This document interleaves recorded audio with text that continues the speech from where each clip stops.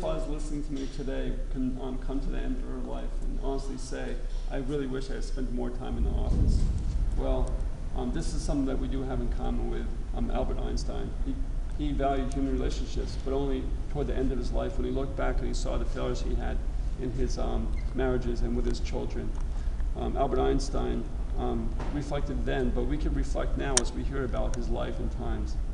He was born, Albert Einstein was born on March 14, 1879, to Hermann and Paul Einstein, where he was perceived to be a slow learner because he didn't speak till the age of 3 years old. He excused himself from formal education by getting a note from his parents and self-taught advanced mathematics and physics until he applied it and graduated from the Swiss Federal Polytechnic Institute, where he did really well in physics and math, but not so well in other subjects. So at the advice of the principal, he sent him over to Aargau, Switzerland, where he majored in and got the highest grades. Like this report card proves, he got 5s and 6s in physics and math, and he did really well. His mother had a strong work ethic, who said, don't ever put something down that you start to do until you succeed at it. And so he pursued his research with obsessive compulsion. In his first job, he got a job at the Swiss Patent Office in Bern. And it was very slow working there, so he used that time to do his own research, and he discovered 4 different theories of which he wrote theoretical papers on, and this brought him notoriety in the scientific community. He ended up getting a job as a professor in teaching positions with the University of Berlin, where he met his first wife, Maliva. Maliva was attractive to him because she was very ambitious, but once he found out that she might be pregnant, he sent her away to Serbia, where she bore his daughter to her and ended up giving her up for adoption.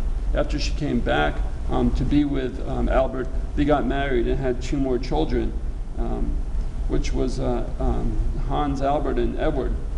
But during that time, Albert Einstein traveled often, and he worked late into the late night hours. Maliva started to become jealous of Albert Einstein's work and suspicious. And Albert, in response, instead of showing that love and understanding because of his heavy schedule, he got angry and he withdrew into the arms of another woman. And this was Elsa, his cousin. It wasn't 4 months after his divorce he married Elsa, who was a strong supporter of Albert Einstein's work. And she took care of the house, she ironed his clothes, and she was a conventional wife who Albert needed. Even Albert had extracurricular relationships with women who were friends of his that she overlooked because of her dedication to Albert's work. Well, within Albert's life, even though he was successful as time went on, he lost the respect of his family and his wife. He was distant from his children. His older son was known to have quoted, the only project my father ever gave up was me. And the young son, it was Edward, Hans Edward, was known to be a schizophrenic, and he spent a lot of his time moving in and out of mental hospitals for proper care. Albert Einstein was graded an A++ physics major, but more like a C or a D range in the area of fatherhood. This is what was quoted by Dr. Michael Schera of the American Museum of Natural History. In the same year of his second marriage to Elsa, it was 1919, where he developed his special theory of relativity, which was based upon this formula, E = mc squared. This actual formula led to his special theory of relativity, which won him the Nobel Prize in 1921. He earned great respect and fame among the scientific community, yet his family never felt the same mutual affection. Rarely visited by his children, Al's strained relationship of both his far from ideal marriages defined his personal family life as being in direct opposition to his outrageously successful personal achievements. Although highly respected and greatly loved by his followers and family, he never enjoyed the same attention from their father, Albert.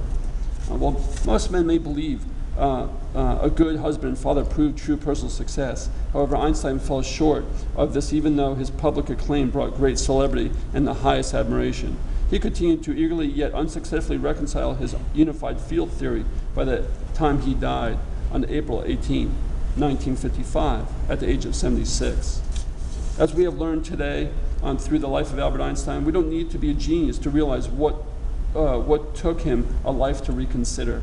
No amount of prestige and public applause, though worldly achievements could ever justify the neglect of the ones we love, as well as the children we have privileged to raise.